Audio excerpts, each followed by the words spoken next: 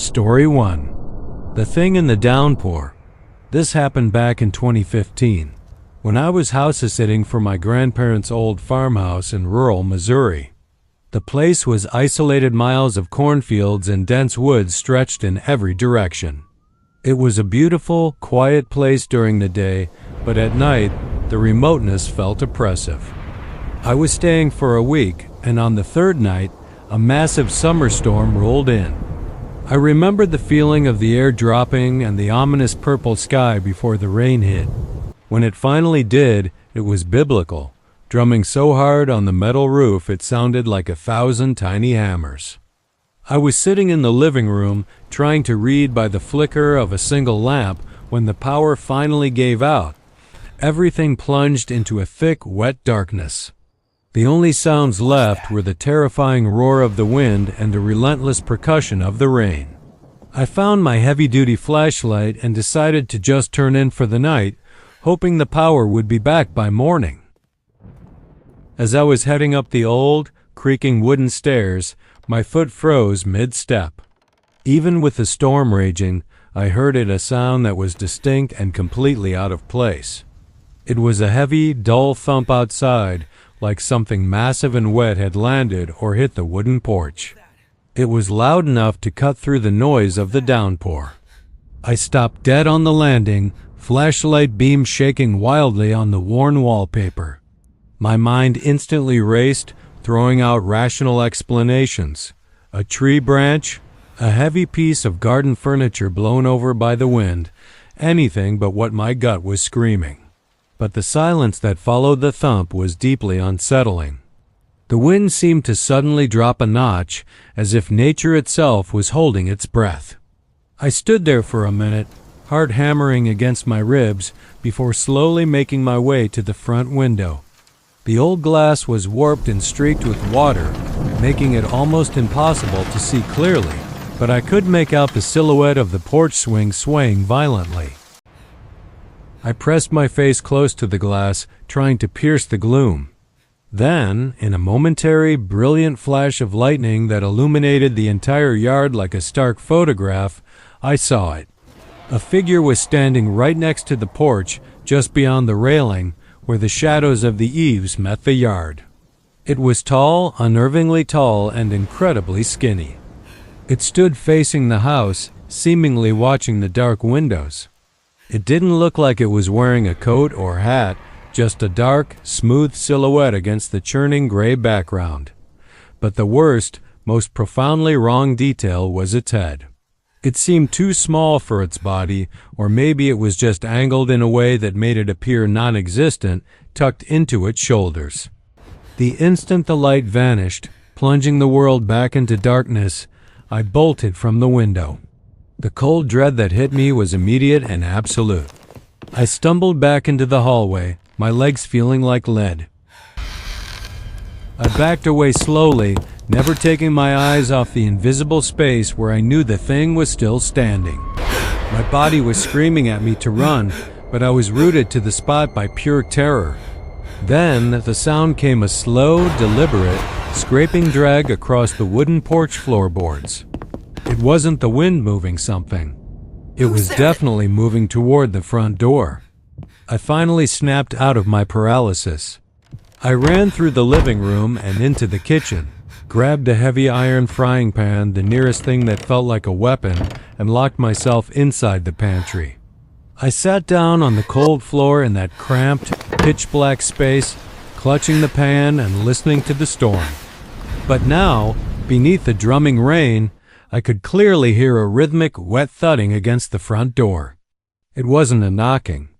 It was a steady, persistent pressure, almost like something was pushing its face against the wood, or maybe trying to look through the peephole. It continued for what felt like hours, a slow, terrifying persistence that matched the beating of my own heart. When the sun finally rose, casting a pale, gray light through the pantry vent, the sounds had stopped. I waited another half hour until the rain had become a mere drizzle before venturing out. I never saw the figure again, and there were no footprints in the mud, only a wet patch on the porch. To this day, I don't know what was standing out there in the downpour. That night changed me forever.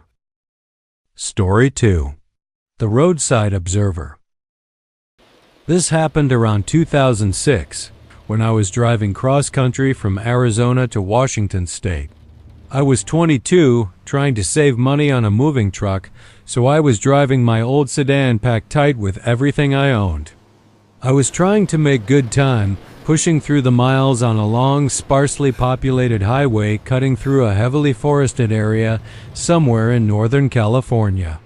It was late, maybe 2 a.m., and I was definitely running on fumes and lukewarm gas station coffee. The weather turned sour fast. A thick, cold rain started falling, quickly becoming a relentless deluge that made the road slick. Visibility dropped to near zero. I slowed down considerably, my wipers barely able to keep up with the water sheeting over the windshield. The environment felt deeply oppressive dense. Ancient woods pressed right up against the narrow shoulder on both sides, and the light from my headlamp seemed to be completely swallowed by the trees, creating a tunnel of faint light surrounded by blackness.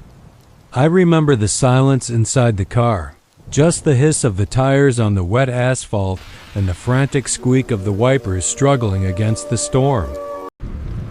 That's when I saw the first sign that something was profoundly wrong. Near a rusted mile marker, I saw a large white sheet hanging down from a low branch, soaked wet and flapping violently in the wind. It seemed completely out of place, like a piece of refuse that had been carefully draped, not just randomly blown there. I tried to dismiss it as a forgotten piece of plastic or garbage from a passing truck, but the odd placement stuck with me. About 10 minutes later, my heart jumped into my throat. On the right side of the road, hidden just inside the dense cover of the trees, I saw a figure standing perfectly still. It was dark and tall, nearly invisible in the pouring rain, but the brief sweep of my headlights caught its outline. It wasn't a hitchhiker.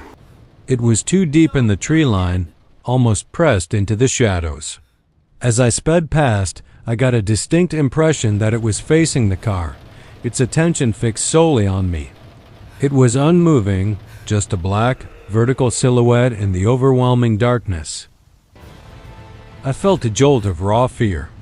I sped up slightly, adrenaline starting to pump through my system, and forced myself to glance into the rearview mirror after passing the spot. The figure was still there, a shadow in the rain, but now it seemed to have turned its head to follow my car's receding lights. It was a subtle, unnerving movement that defied any rational explanation. I told myself it was fatigue, a trick of the light reflecting off the wet trees, or the exhaustion from 12 hours of driving. I drove on, my knuckles white on the steering wheel, trying to convince myself I was being paranoid.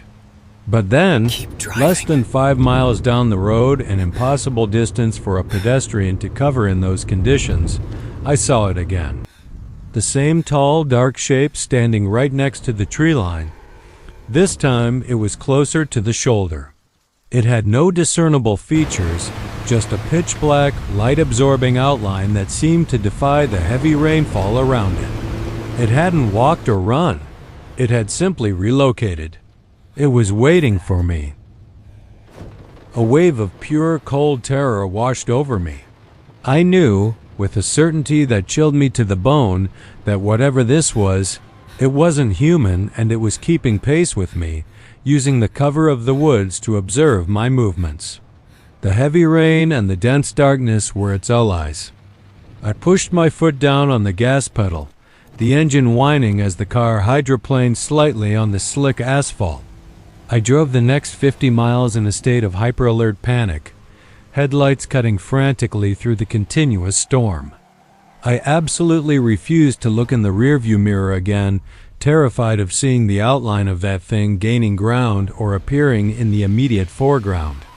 I didn't slow down or breathe normally until I reached a brightly lit, all-night gas station in the next small town.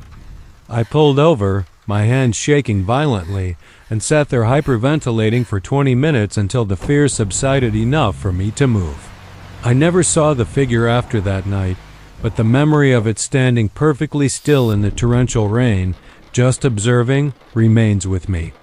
Until this day, I don't know what was watching me on that lonely, rainy highway. That night changed me forever.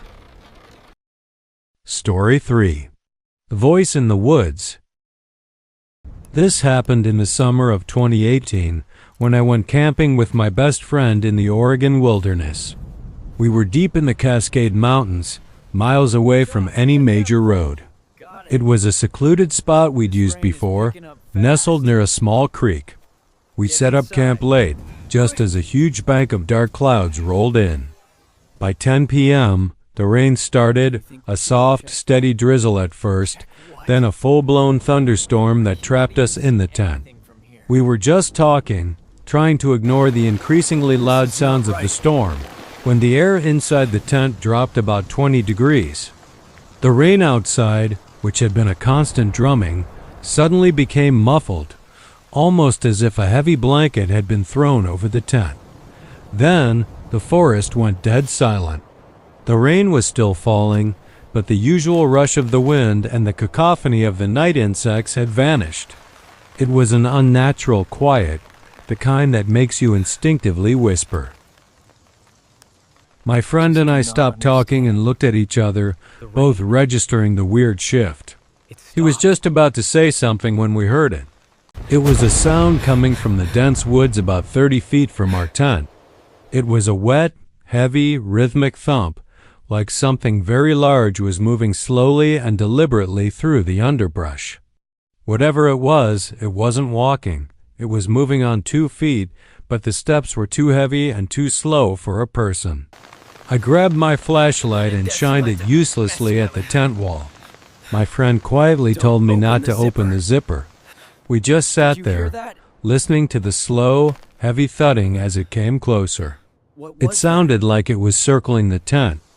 Then, the thudding stopped right next to the fire pit, barely 10 feet away. The silence returned, thicker and more suffocating than before. You're in there, aren't you? And then, from the other side of the fire pit, a voice spoke. It wasn't a shout or a call. It was a low, sibilant whisper that somehow carried perfectly through the fabric of the tent and the pouring rain. Matt! It sounded like it was imitating a human voice, but the cadence was all wrong, too slow, too deep, and without any real emotion. It just said my name. Mott ... single quotes. It was drawn out, wet and deeply unsettling. I felt a paralyzing wave of cold rush over me. My friend covered his mouth with his hand, his eyes wide with pure terror. We didn't move. We didn't breathe. Matt! We just listened to the drumming of the rain and the silence of the creature outside. After what felt like an eternity, we heard 2 more heavy thuds, much further away, and then a quick, powerful snap of a branch deeper in the woods. Then, it was gone. The normal sounds of the forest slowly returned, the wind picked up. Did you hear that? The crickets started chirping again, and the sound of the creek came rushing back. We stayed up the rest of the night, backs against the tent wall, listening to the woods. We packed up at first light and left without even making coffee. Never in my life have I felt such primal fear. Until this day, I can't explain what was calling my name in the rainy darkness. I never went back to that place,